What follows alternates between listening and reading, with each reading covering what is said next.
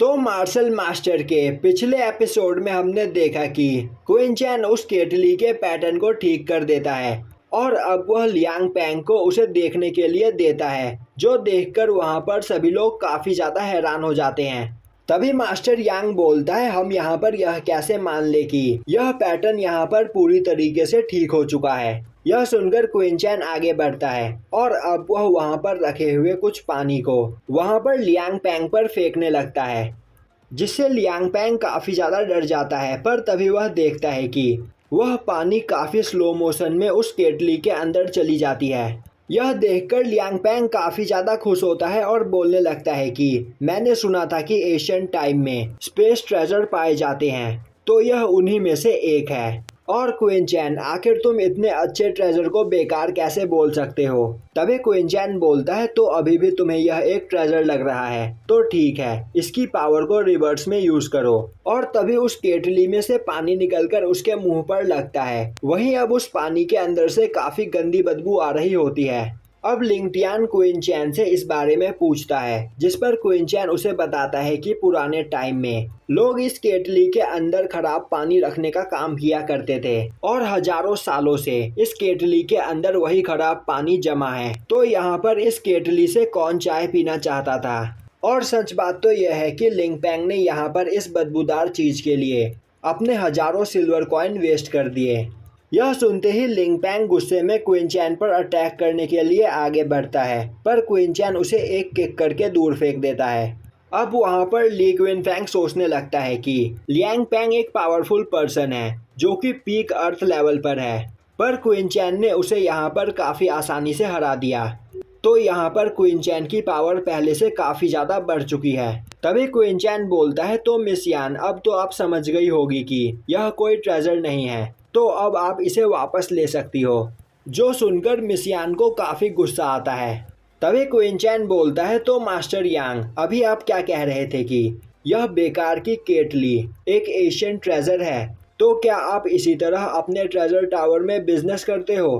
तभी मास्टर यांग बोलता है, यह केटली काफी अजीब है जिसे मैं यहाँ पर समझ नहीं पाया, पर गिजाओ को जो ट्रेजर मिला है वह सच में एक जेड है और उसकी कीमत काफी ज्यादा है।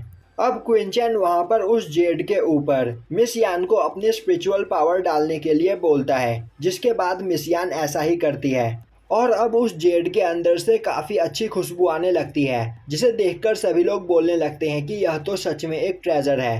पर थोड़ी ही देर में वह जेड वहां पर डिस्ट्रॉय हो जाता है। यह देखकर मास्टर यांग काफी ज्यादा हैरान हो जाता है और बोलने लगता है कि आखिर यह कैसे हो सकता है, यह तो एक जेड था, यह डिस्ट्रॉय कैसे हो सकता है? जरूर क्विन चैन ने यहाँ पर कुछ किया है। तभी क्विन चैन बोलता है, मैंने अभी तक उस जेड को टच भी नहीं किया, तो आखिर मैं उसे कैसे डिस्ट्रॉय कर सकता हूँ? और सच बात तो यह है कि यह सच में एक काफी कीमती जेड है, पर यह हजारों साल पुराना हो चुका है, जिस वजह से इसका कोर पहले ही डिस्ट्रॉय हो गया था। इसीलिए अब बस यह एक पत्थर के अलावा और कुछ नहीं था। तो मास्टर यांग, आप तो इसके बारे में जानते ही होंगे।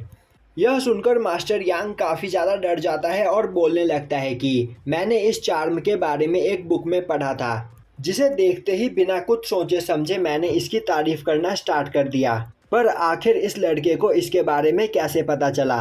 अब वहाँ पर सभी लोग मास्टर यांग को शक की नज़र से देखने लगते हैं, जिससे मास्टर यांग वहां पर काफी ज्यादा डर जाता है और सोचने लगता है कि मुझे कुछ भी करके इन सब चीजों से बाहर निकलना होगा। क्विन चैन दोबारा बोलता है, मास्टर यांग, क्या आप यह बात नहीं जानते थे कि उस जेड का कोर डिस्ट्रॉय हो चुका है? जो आपने एक पत्थर के टुकड़े की कीमत 50,000 सिल्वर कॉइन बता दी, या फिर यह आपने जानबूझकर किया?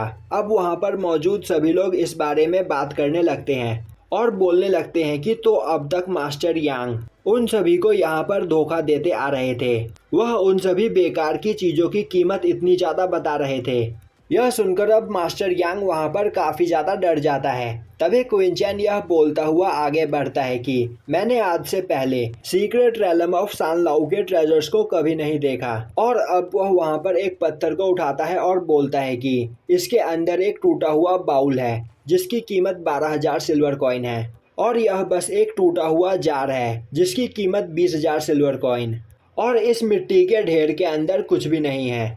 जिसे यहाँ पर यह लोग 20,000 सिल्वर कॉइन में बेच रहे हैं। अब यह सब सुनकर मास्टर यांग सोचने लगता है कि क्वीन चैन यहाँ पर उसके ट्रेजर टावर को बंद करवा कर रहेगा, और अब वह गुस्से में बोलता है कि तो तुम इन सभी चीजों को छूकर बता सकते हो कि इसके अंदर क्या है। अपनी चालबाजी से तुम मुझे यहाँ पर बेवकूफ नहीं बना सकते हो। और अब वह एक चीज को उठाता है और बोलता है कि तो तुमने कहा कि इसके अंदर एक टूटा हुआ बाउल है, और अब वह उसे जमीन पर पटक कर तोड़ देता है, जिसके अंदर से सच में एक टूटा हुआ बाउल निकलता है, जो देखकर सभी लोग हैरान हो जाते हैं और मास्टर यांग की बोलती बंद हो जाती है। और अब वहाँ पर क्वीन चैन उन सभी चीज़ों को छू छू कर बताने लगता है कि उनके अंदर क्या है, और तभी वह एक चीज़ के पास पहुँचता है, जिसे छूते ही उसे वहाँ पर एक एशियन शॉर्ड दिखाई देता है। और अब वह सोचने लगता है कि क्या इस चीज़ के अंदर सच में यह एशियन शॉर्ड है। अब वह अपनी मेंटल पावर का यूज़ करके देखता है तो उस पत्थर के अंदर सच में वह शॉर्ड होती है, जिसके बाद वह उसे 20,000 सिल्वर कॉइन में खरीद लेता है। वहीं पर खड़ा मास्टर यांग सोच रहा होता है कि वह क्वीन चैन को उसका बिजनेस बर्बाद करके ऐसे ही यहाँ से नहीं जाने देगा। और अब वह मैनेजर सू को क्वीन चैन के पैसे वापस देने के लिए बोलता है और कहता है कि क्वीन चैन इस जगह से कोई भी चीज़ नहीं खरीद सकता है।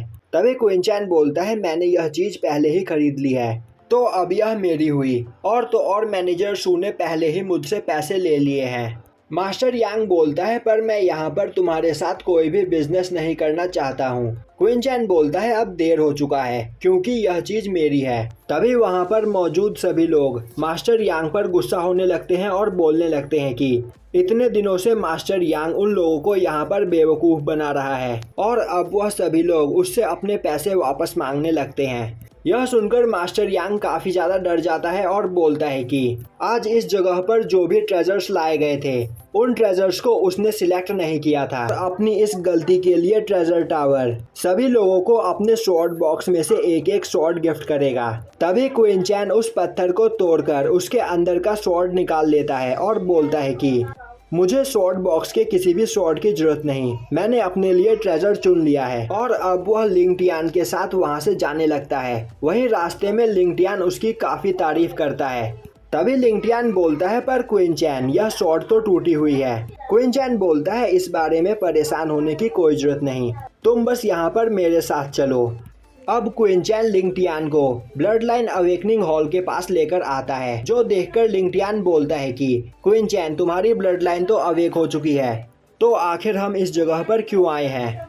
क्वीन चैन बोलता है हम इस जगह पर तुम्हारे लिए आए हैं, और यहीं पर यह एपिसोड खत्म हो जाता है।